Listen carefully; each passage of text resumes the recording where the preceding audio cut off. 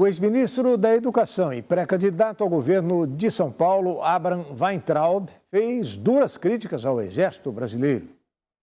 Durante uma live, o ex-ministro da Educação aproveitou para falar sobre os escândalos no MEC envolvendo Milton Ribeiro e Bolsonaro e disse que a CPI não vai dar em nada, além de ressaltar que o nome de Braga Neto, anunciado como vice do presidente, é apenas uma cortina de fumaça.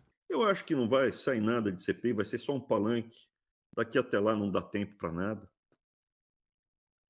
E o presidente, que foi, né, contra as cordas, foi um momento, jogou uma cortina de fumaça, antecipando um nome que ainda não está definido. Isso que o Braga Neto já está definido como vice-presidente, candidato, bobagem. Está definido. Acho que o presidente não tem nem autonomia mais de definir quem vai ser o vice-presidente dele. Respondendo às perguntas dos seguidores, o pré-candidato ao governo de São Paulo lembrou do período que houve golpe militar e afirmou a necessidade de desconstruir o positivismo do Exército Brasileiro. Foi uma das descobertas que eu vi em Brasília. Esse positivismo no Exército Brasileiro, a gente precisa... talvez um principal problema hoje. Enquanto a gente não resolver o positivismo, a gente não consegue desmontar o comunismo, o socialismo, a esquerda no Brasil. Weintraub ainda ressaltou que chegou o momento de desmascarar o Exército Brasileiro e alegou que o problema da instituição está no topo, naquele que controla os militares. O problema está no topo e quem controla o Exército há muitas gerações. O procurador de Justiça e coordenador da Operação Lava Jato em Curitiba, Deltan Dallagnol, disse que votaria em Jair Bolsonaro em um eventual segundo turno contra o ex-presidente Lula. O ex-procurador Deltan Dallagnol, do Podemos, disse que em um eventual segundo turno entre Jair Bolsonaro, do PL, e Luiz Inácio Lula da Silva, do PT, votaria no atual presidente. Ele deu a declaração em suas redes sociais ao ser questionado por um seguidor. Marcelo, por mais que eu não goste de muitas atitudes do atual governo, simplesmente não há nada pior ou mais ameaçador para o futuro do Brasil do que o PT e Lula voltarem para a cena do crime. Dallagnol foi coordenador da Força Tarefa do Ministério Público Federal, responsável pela Operação Lava Jato em Curitiba.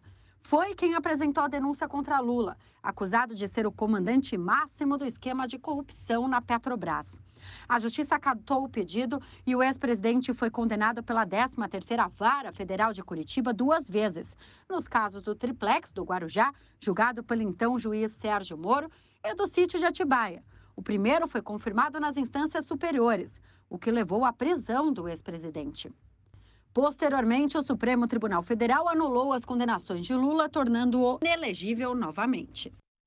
A Volkswagen deu férias coletivas aos trabalhadores de sua fábrica em São Bernardo do Campo, na Grande São Paulo. O motivo é a escassez de semicondutores.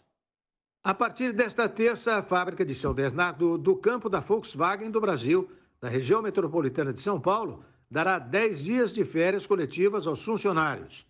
De acordo com a empresa, a medida foi tomada em razão da falta de semicondutores.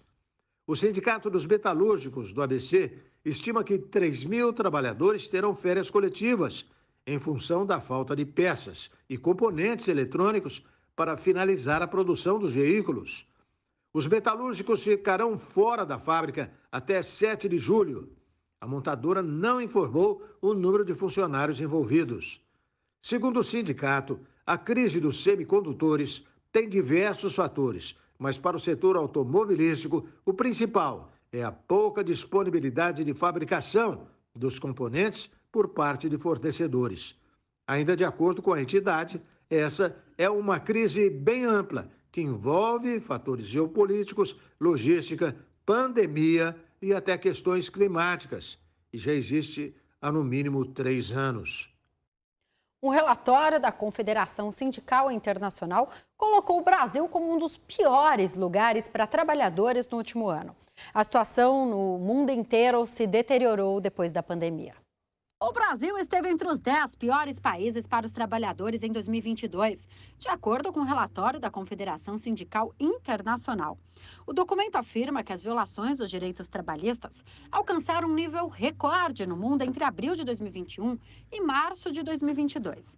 Dos 148 países cobertos pela 9ª edição do Índice Global dos Direitos, em 50 deles, os trabalhadores foram submetidos à violência física, contra 45 um ano antes.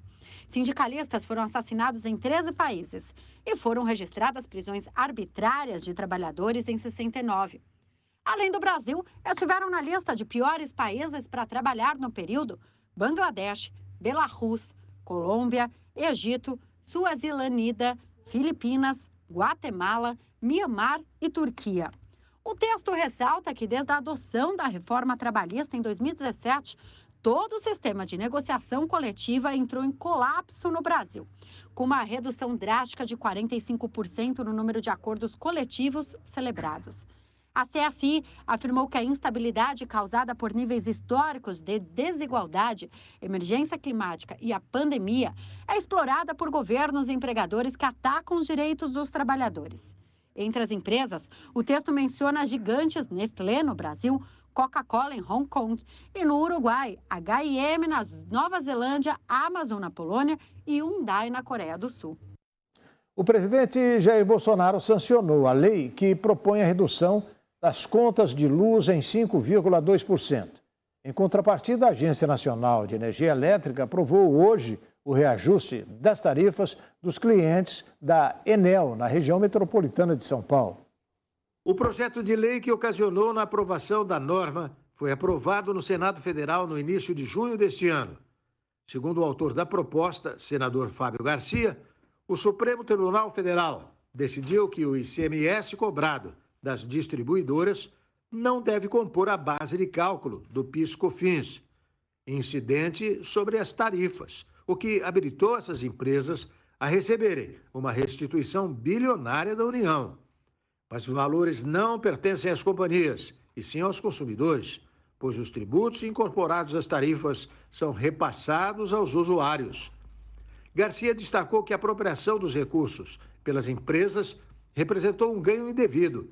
Então, o objetivo é fazer justiça ao consumidor de energia elétrica, que pagou por mais de 20 anos, nas contas de luz, uma tributação que não deveria ser paga. E afirmou que a ideia é devolver com êxito esses valores que foram pagos a mais pelo trabalhador, de forma regrada, organizada e rápida.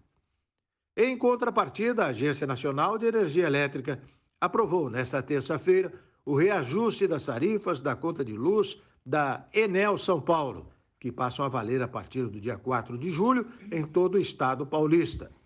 O aumento médio para o consumidor paulistano será de 12,04%, sendo 18,3% para alta tensão e 10,15% para baixa tensão. O reajuste anual da tarifa é definido pela agência reguladora, tendo como base o contrato com a concessionária. Na semana passada, a ANEEL divulgou o reajuste de até 63,7% dos valores das bandeiras tarifárias, ou seja, a cobrança extra na conta de luz para o período de julho de 2022 a junho de 2023. E a seguir, 2 pacientes morrem após incêndio na Santa Casa de Belo Horizonte. E a maioria dos mortos dentro do caminhão encontrado nos Estados Unidos tinha nacionalidade mexicana. O RBA Notícias volta em instantes com essas e outras informações para você. Não saia daí, até já.